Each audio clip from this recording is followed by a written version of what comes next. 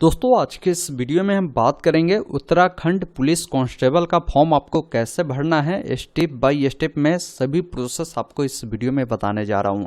साथियों ये जो भर्ती होने वाली है 2000 पदों पर होगी, जिसके लिए ऑनलाइन आवेदन की प्रक्रिया 8 नवंबर से स्टार्ट किए गए हैं। 29 नवंबर तक आप इसके लिए आवेदन कर सकते हैं।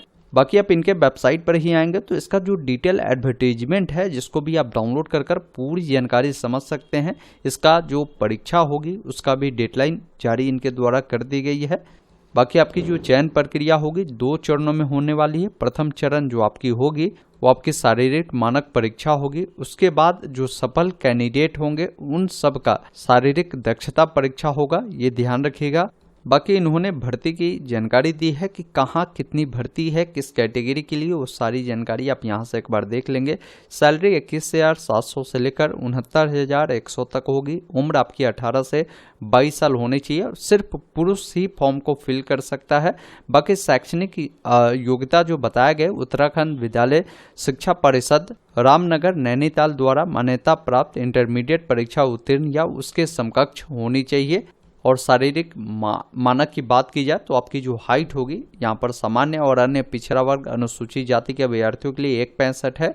जो पर्वतीय क्षेत्र वाले अभ्यर्थी हैं उनका न्यूनतम 1.60 होगी। अनुसूचित जाति जनजाति वालों के लिए 157.50 सेंटीमीटर है। सीना के बारे में बताया गया कि बिना फुलाए 78.8 सेंटीमीटर, फुलाकर 83.8 सेंटीमीटर आपकी होनी चाहिए। तो ये सारी जानकारी है, एक बार आप जरूर नोटिफिकेशन को डाउनलोड कर आप पूरी जानकारी को रीड करिएगा। इससे जुड़ी पूरी डिटेल जानकारी के लिए आप गूगल में लिखेंगे ऑनलाइन अपडेट STM, आपके सामने ये वेबसाइट खुलेगा। लेटेस्ट जॉब में ही मिल जाएगा उत्तराखंड पुलिस कांस्टेबल वैकेंसी, जिस पर क्लिक करेंगे सारी जानकारी आपको यहाँ पर भी बताई गई है। आप नीचे जब आप आएंगे एप्लीकेशन फ़ी के बारे में बताया गया कि सामान्य और OBC को 300, बाकी अन्य कैंडिडेट को 150 रुपये लगने वाले हैं।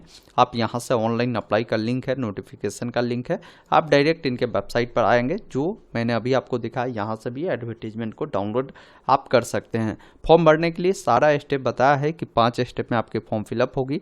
एक बार पूरी जानकारी देखने के बाद अप्लाई नाउ वाले विकल्प पर आपको क्लिक करना है।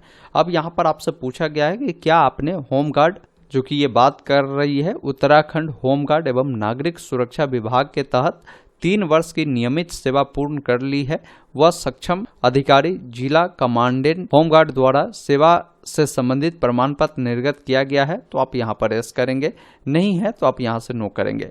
बाकी कैंडिडेट का जो भी नाम होगा पूरा नाम लिखना है, तो जो भी आपके सर्टिफिकेट या मार्कशीट होंगे उसके अकॉर्डिंग ही नाम लिखेंगे। जैसे मान लीजिए किसी का नाम राम कुमार है तो यहाँ पर राम कुमार पूरा नाम लिखेंगे। यहाँ पर पिता का नाम देना है, माताजी का नाम यहाँ पर देना है। DOB के लिए आपको कैलेंडर मिलता है। सबसे पहले जो भी आपका साल हो उससे आपको चयन करना है, जो भी आपकी महीना हो उससे चयन करना है और जो भी आपका डेट हो उससे आपको चयन करना है। बाकी जो भी आपका उम्र होगा वो यहाँ पर काउंट हो जाएगा, बता देगा कि कितना हो रहा है।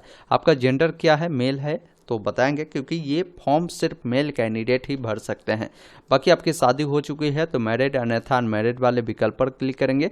नेशनलिटी में इंडियन आपको चयन करना है। नीचे जब आप आएंगे तो आपसे बोला गया है कि इसके लिए जो आवश्यक पात्रता है इसको आप फुलफिल करते हैं या नहीं, जिसमें 1 नंबर पॉइंट में बोला गया है कि क्या आपका नाम उत्तराखंड राज्य में स्थित किसी जिला सेवा योजन कार्यालय में पंजीकृत है, तो है तो आप यहाँ से हैं यस करेंगे, नहीं है तो आप यहाँ पर नो करेंगे।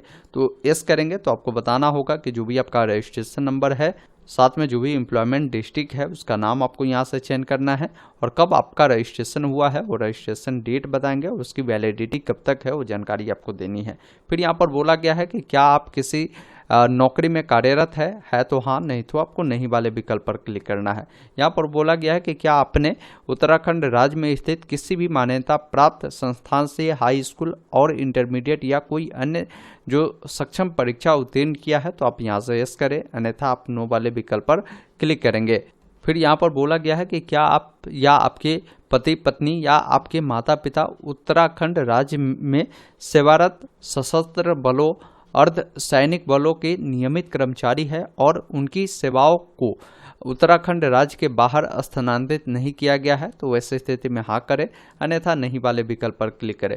फिर यहाँ पर बोला गया है कि क्या आप या आपके पति या पत्नी या आपके माता पिता राज्य सरकार अर्ध सरकारी संगठन के नियमित कर्मचारी है और जो नियमित रूप से सेवा कर रहे हैं और उनकी सेवाओं की को उत्तराखंड राज्य के बाहर स्थानांतरित नहीं किया गया है, तो वैसे स्थिति में आप बताएंगे क्या आप या आपके जीवन साथी या आपके माता पिता केंद्र सरकार के संगठन, केंद्र सरकार के लोक सेवा उपक्रम के नियमित कर्मचारी है जो उत्तराखंड राज्य के नियमित रूप से काम कर रहे हैं, उनकी सेवाओं को उत्तराखंड राज्य के बाहर स्थानांतरित नहीं किया गया, तो वैसे स्थिति में आपको जानकारी उपलब्ध करवानी है। फिर यहाँ पर देखिए आपसे बोला गया है कि आप उत्तराखंड के अधिवासी है, तो आप यहाँ पर यस करेंगे, अगर नहीं है तो आप यहाँ पर नो करेंगे, तो फिर बताएगा कि आप इसके लिए एलिजिबल नहीं है, ये एसी होगा। तो कहने का मतलब है कि उत्तराखंड के लोग ही फॉर्म को अप्लाई कर सकता है, अदर स्टेट वाले फॉर्म को नहीं भर सकता है। फिर आपकी जो भी कैटेगरी होगी आप अपना यहाँ से कैटेगरी बताएंगे। कैटेगरी जब आप चयन करेंगे तो बताएंगे कि जो कैटेगरी सर्टिफिकेट है वो कहाँ से इशू हुआ है, साथ में जो इशू हुआ है सर्टिफिकेट कब इशू हुआ है, सर्टिफिकेट नंबर, और यहाँ पर सर्टिफिकेट किस जिले से इशू हुआ वो बताएंगे, उसकी वैलिडिटी कब तक है वो जानकारी आपको देनी है। फिर यहाँ से सब कैटेगरी की डिटेल पूछी गई है कि क्या आप भूतपूर्व सैनिक है, तो हाँ, अन्यथा नहीं वाले विकल्प पर क्लिक करेंगे। क्या आप एक उत्तराखंड राज्य आंदोलन के चिन्हित आंदोलनकारी या उनके आश्रित है, तो उसके बारे में आप जानकारी इस में दे सकते हैं। क्या आप उत्तराखंड राज्य के कुशल खिलाड़ी श्रेणी के अंतर्गत आते हैं, तो आप बता सकते हैं। क्या आप स्वतंत्रता सेनानी के आश्रित है, तो उसके बारे में आप प्रश्नों में जानकारी बताएंगे। जो आप पर लागू होता है वो इस करें, नहीं लागू होता है तो आप नहीं करें। क्या आप अनाथ है जो सरकार द्वारा कवर किए गए उत्तराखंड राज्य के अस्थायी निवासी है, तो आप यहाँ पर बताएं, इसमें में जानकारी आप दे सकते हैं। नीचे आएंगे तो आपका जो भी कॉन्टैक्ट डिटेल है जिसमें आप अपना ईमेल आईडी देंगे उससे दोबारा से डालेंगे, मोबाइल नंबर देंगे उससे दोबारा से डालेंगे, आपका जो भी वर्तमान पता है आप यहाँ पर लिखेंगे, जैसे आपकी डोर नंबर या स्टेट का नाम होगा वो बताएंगे, लोकेलिटी बताएंगे, अपना राज्य यहाँ से आपको बतानी है, साथ में जो भी जिला है, जो भी सिटी है, पिन कोड है वो बताएंगे। अगर आपका प्रेजेंट परमानेंट एड्रेस दोनों समान है तो इस चेकबॉक्स पर टिक करेंगे, अलग अलग है तो अलग अलग जानकारी को आपको फिल करने की आवश्यकता होगी। फिर यहाँ पर आपको पासवर्ड क्रिएट करना है। पासवर्ड बनाते समय ध्यान रखेंगे इसमें आपको एबीसीडी का बड़ा अक्षर, छोटा अक्षर, कोई भी अंक, कोई भी सिंबल आपको उपयोग करना है, उसी पासवर्ड को दोबारा डालना है, कैप्चा कोड को फिल करना है, सबमिट वाले विकल्प पर क्लिक करना है। उसके बाद आपने जो भी जानकारी फिल किया है सभी जानकारी आपको देखने को मिलता है। सारी जानकारी सही है तो नीचे में ऑप्शन है मैंने पंजीकरण फॉर्म में मेरे द्वारा दर्ज की गई सभी विवरण सत्य है और इसे आप सबमिट करना चाहते हैं तो इस चेकबॉक्स पर टिक कर सबमिट करें। अगर कोई जानकारी गलत है तो आप नीचे वाले चेकबॉक्स पर क्लिक कर आप एडिट कर सकते हैं। तो आप देख ले अगर सही है तो डायरेक्ट ऊपर वाले चेकबॉक्स पर टिक करें और सबमिट वाले विकल्प पर क्लिक करें। इस प्रकार आपका जो रजिस्ट्रेशन है वो कंप्लीट होता है। आपको यहाँ पर क्या है कि ईमेल आईडी जो है या जो नंबर दिए हैं उस पर आपको लॉगिन डिटेल भी भेज दी जाती है। लॉगिन करने के लिए क्लिक हेयर टू लॉगिन वाले विकल्प पर क्लिक करेंगे। अभी आपने जो ईमेल आईडी या मोबाइल नंबर दिया है दोनों में से कोई एक डिटेल देंगे, जो पासवर्ड अभी क्रिएट किया है उससे डालेंगे, कैप्चा कोड को डालकर लॉगिन वाले विकल्प पर क्लिक करेंगे। उसके बाद आपका यहाँ पर टाइमिंग चलना शुरू होगा। अभी आपका फॉर्म इनकम्प्लीट है, बाकी जहाँ स्टार बना है वो जानकारी आपको देना जरूरी है। नीचे जब आप आएंगे तो आपसे एसेंशियल क्वालिफिकेशन के बारे में पूछी गई है, तो इसमें कम से कम 12वीं चाहिए। तो पहले आपको हाई स्कूल की डिटेल देनी है, तो हाई स्कूल वाले विकल्प पर क्लिक करेंगे। जो भी आपका डिग्री होगा तो यहाँ से हाई स्कूल चुनेंगे। साथ में आपको बताना है कि आपने जो पढ़ाई किया है वो किस स्टेट से किया था, वो जानकारी आप यहाँ से चयन करेंगे। उसके बाद नीचे आएंगे, जो भी आपका बोर्ड होगा बोर्ड आपको यहाँ से चयन करना है। कब आपने पास किया है वो पासिंग ईयर आपको बताना है, जैसे आपने जब भी पास किया होगा। उसके बाद यहाँ से सब्जेक्ट है जिसमें आपको सभी सब्जेक्ट का नाम मिलेगा। आपने जो भी पढ़ा होगा आप उससे इस प्रकार आप चयन करेंगे तो वो आपको यहाँ पर ऐड होता हुआ देखने को मिलेगा। मैं डेमो पर्पस से भर रहा हूँ तो कोई भी सब्जेक्ट ऐड कर रहा हूँ, आपने जो भी पढ़ा है साथियों वो सब्जेक्ट ही ऐड करेंगे। उसके बाद यहाँ पर बताएंगे कि आपका जो नंबर है वो किस प्रकार है, CGPA मार्क्स या ग्रेड में वो जानकारी चुनेंगे। जैसे मार्क्स चुना है तो आप बताएंगे कि कितने मार्क्स आपको मिले हैं, कुल कितने का एग्जाम हुआ था, आपकी परसेंटेज यहाँ पर देखने को मिलेगा। तो ये जानकारी जैसा ही डालेंगे उसके बाद एक ऑप्शन मिलेगा ऐड एजुकेशनल क्वालिफिकेशन, जिस पर क्लिक करेंगे वो डिटेल नीचे में ऐड हो जाएगा। फिर इसी अकॉर्डिंग आपको 12th की भी जानकारी ऐड करनी है, जैसे आप यहाँ से ऐड करेंगे। फिर आपका जो भी डिग्री होगा उसको चयन करना है, जो भी राज्य से आपने इसको पढ़ा था 12वीं को वो आप बताएंगे। साथ में जो भी बोर्ड से आपने पढ़ाई किया था बोर्ड का नाम आपको यहाँ से चयन करना है। और यहाँ पर देखेंगे कब आपने पास किया वो बताएंगे, कौन कौन सा सब्जेक्ट पढ़ा था उसे डालेंगे, नंबर आपके CGPA या मार्क्स में है वो चुनकर, जैसे मार्क्स में था तो कितने नंबर मिले हैं, कुल कितने का एग्जाम हुआ था, परसेंटेज आएगा और यहाँ से आप इसको ऐड कर सकते हैं। तो इस प्रकार जानकारी को देनी है और वो भी जानकारी यहाँ पर आपको देखने को मिलता है। अब यहाँ पर देखिए कुछ जानकारी आपसे पूछ रही है कि क्या आपने प्रादेशिक सेना में न्यूनतम 2 वर्षों तक अगर काम किया है तो आप हाँ करें, नहीं तो नहीं वाले विकल्प पर क्लिक करें। यहाँ पर बोला गया कि क्या आपके पास राष्ट्रीय कैडेट कोर भी प्रमाण पत्र है, तो आप यहाँ पर हाँ ना में बताएंगे। क्या आपके पास हिल सर्टिफिकेट है, तो आप बता सकते हैं। फिर नीचे आएंगे तो यहाँ पर एग्जाम के लिए आपको डिस्ट्रिक्ट का विकल्प देना है, तो आप जहाँ भी देना चाहे उसे आप यहाँ से डाल सकते हैं।